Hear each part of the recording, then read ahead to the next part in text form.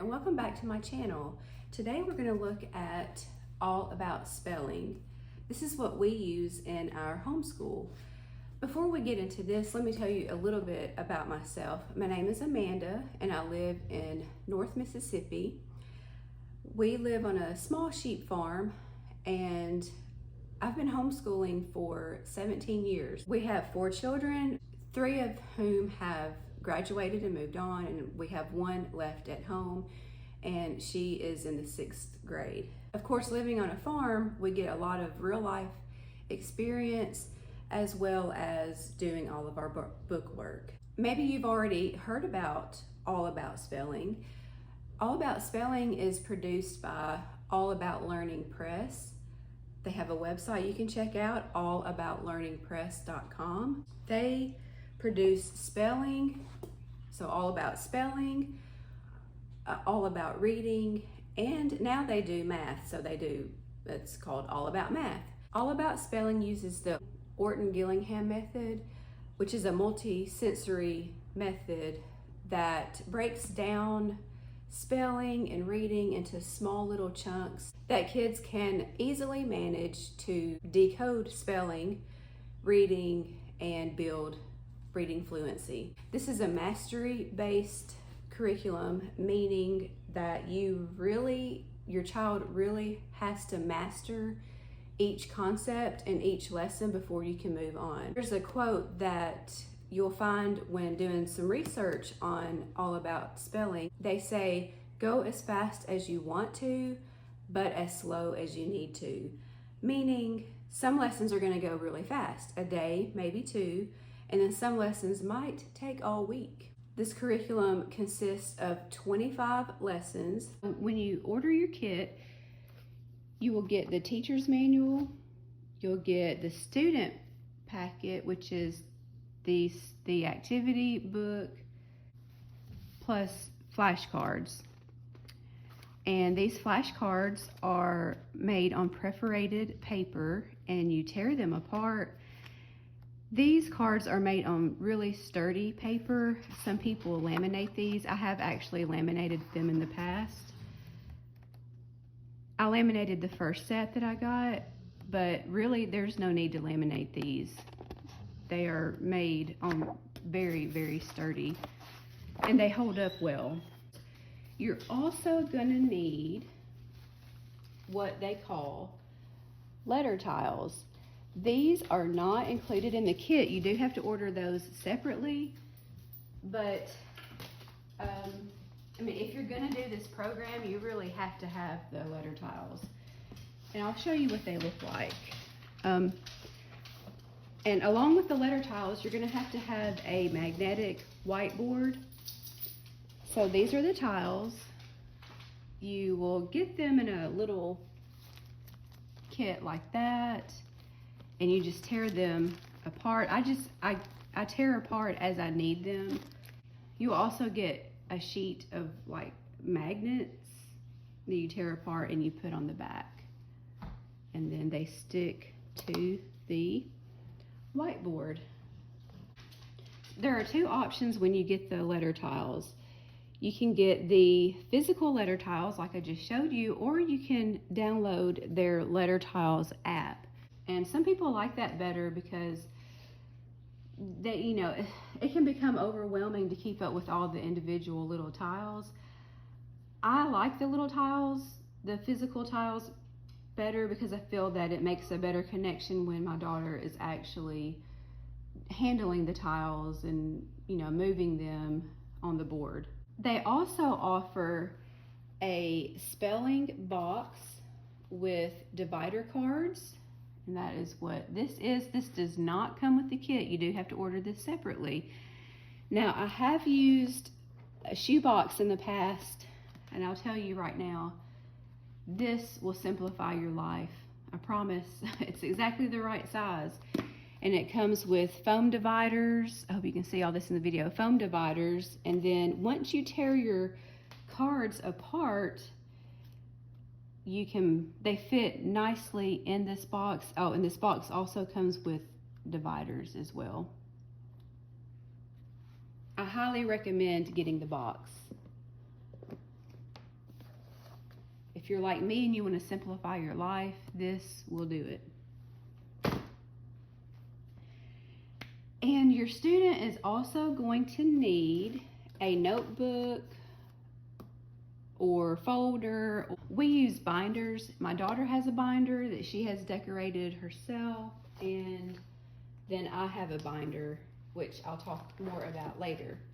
In the beginning of the teacher's manual, you have plenty of instructions. It goes through the method that they use and why they use that.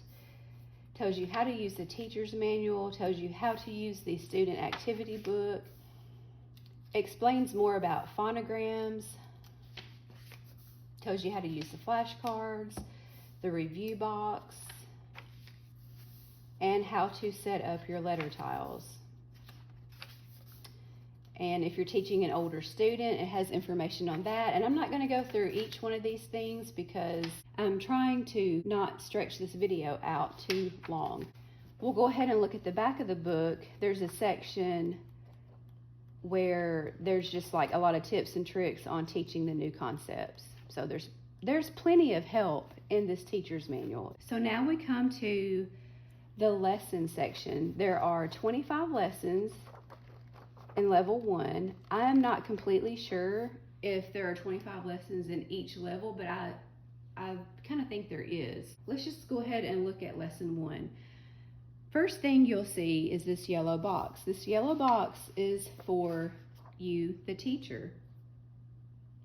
It tells you what the objective is for this lesson. It tells you all the things you're going to need, so you can go ahead and pull that out and get that ready. And then before you begin, it just teaches you how to teach the lesson. It gives you a little bit of background on some of the phonograms and the way we decode words. So later in the lessons, you'll start with a review, and then you come to your new teaching, and they have this laid out word for word, step by step. So let's look back here at the beginning of the lesson, and I just wanted to show you how well they break it down. So for instance, in the you will need section, they're going to tell you what letter tiles you need, what flashcards you need, and what activity sheets that you need. Your student will be spelling words on paper, and you will also do dictation with your student. You're going to dictate to your student sounds, and then you're going to move up to words, and then you're going to move up to phrases, and you eventually move up to sentences. And if we look through here, you'll see here, okay, even it goes through step-by-step instructions on the activities, and your activities are going to come out of your activity book. And this is an old book, but we did not use all of the activities, and that is something you can do. A lot of times they'll have several activities, and you don't have to do every one of them. You can pick and choose the ones you want to do depending on how much time you have. So here's a look at some of the activities. Word searches,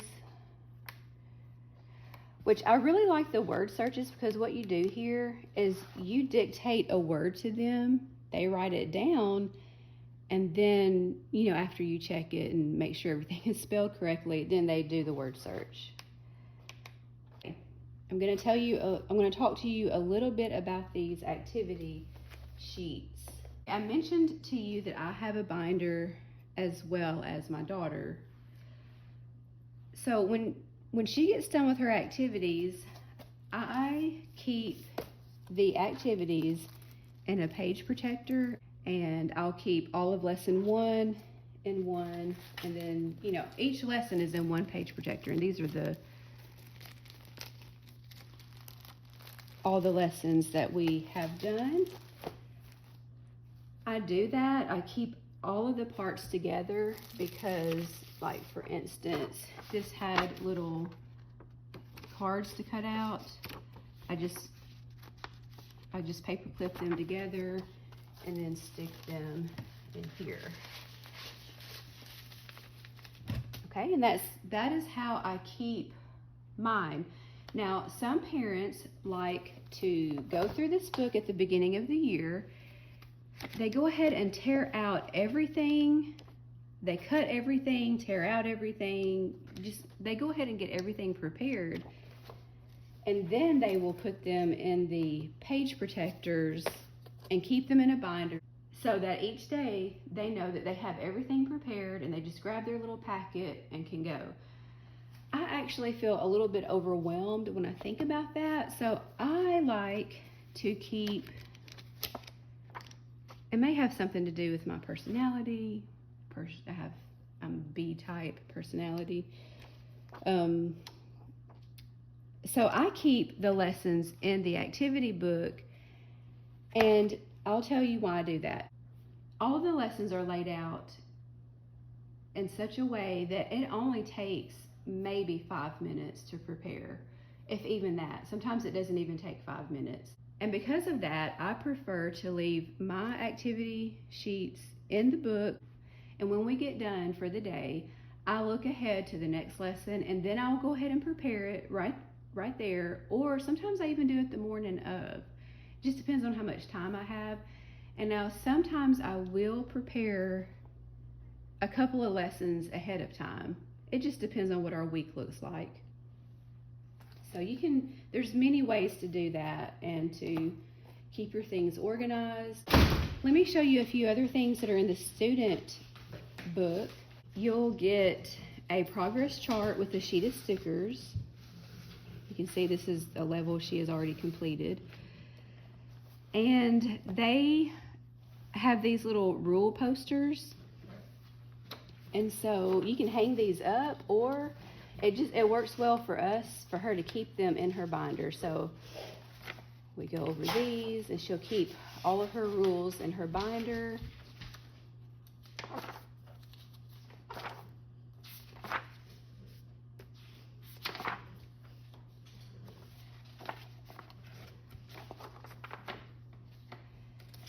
And then they also have these advanced application pages. We always do those, and she'll keep them in her binder as well. And then there's a section back here for dictation. That's it for our spelling curriculum. I hope this does help you in your decision making. And if you'd like to see an overall view of what we've chosen for our curriculum this year, you can go back and watch a video. I'll probably have it up here on the screen. You can click on it. I also have a video on our grammar curriculum. I'll also have that pop up here in a minute. And I mentioned that we live on a farm. We raise sheep. We have lambs every year. If you'd like to go back and look at some of the cutest lambs you've ever seen, go back on our channel and look at some of our previous videos. Well, to everything there's a season, and I hope that you have a wonderful homeschool season this year. Thank you so much for watching, and we'll see you soon.